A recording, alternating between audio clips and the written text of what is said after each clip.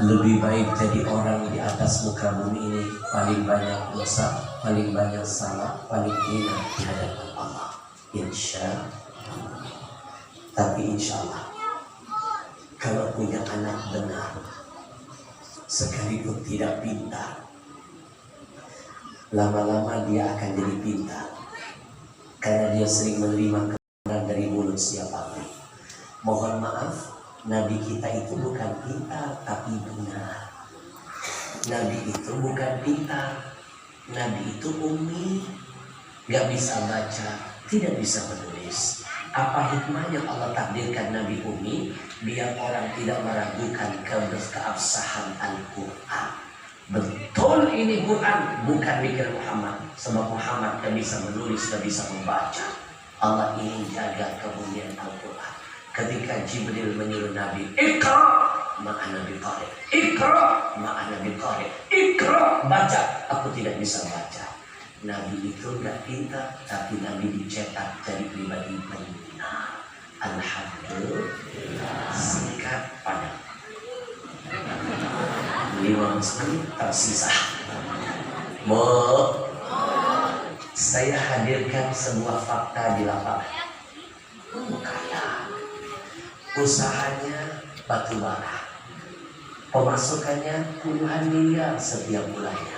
Baru punya batu bara sudah kaya, belum punya batu nisan.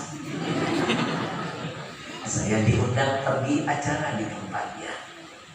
Saya nampak ada 3 putu, rumahnya besar. Nampak ada 3 putu besar terpampang di tengah rumahnya.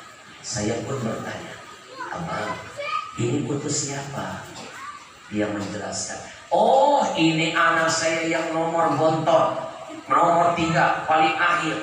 Di mana orangnya? Dia sedang ngambil S1 di Singapura, Habib.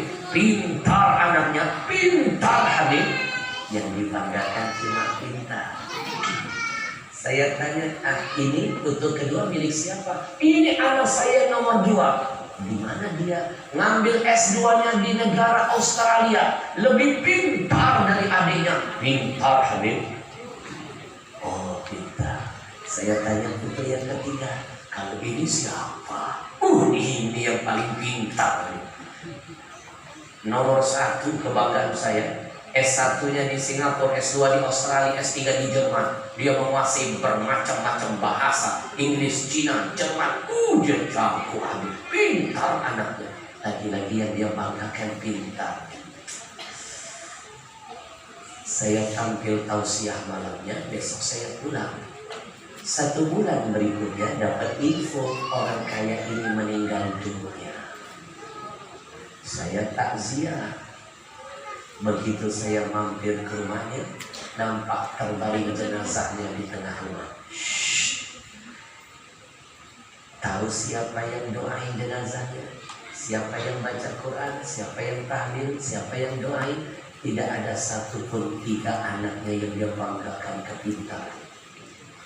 Yang bacain, yang tahlil, tetangga, anak-anak yatim, anak-anak asing.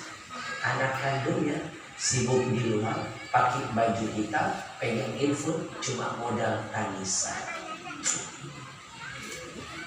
Saya panggil mereka. Australia sini. Singapura sini. Jerman sini. Orang lain beramal untuk orang tuanya, kamu sibuk di luar sana. 1 dirjen tangisan kalian tidak akan bisa memberikan maslahat manfaat buat Allah ayat. Ayo baca Quran. Masing-masing menolak loh. Ternyata ketahuan tidak pandai baca Quran. Buat apa pintar kalau nggak benar? Wujud. Ketika jenazah ayahnya akan disolatkan, yang jadi imam orang lain, yang nyolatin orang lain. Saya panggil anaknya, masing-masing menolak. Tantenya, pamannya bilang, Ustaz, kami dianggap bodoh semua oleh mereka. Gak mau dinasihati mereka ini. Merasa paling pintar, Habib, keras hati mereka. Jangankan sholat jenazah, sholat 5 waktu saja gak pernah nampak. Bapak Ibu bisa bayangkan bagaimana hancur hati Ismail. Selama ini dia banting tulang, kepala jadi kaki, kaki jadi kepala, dengan satu harapan, kelak anaknya jadi orang. Ternyata orang-orangnya.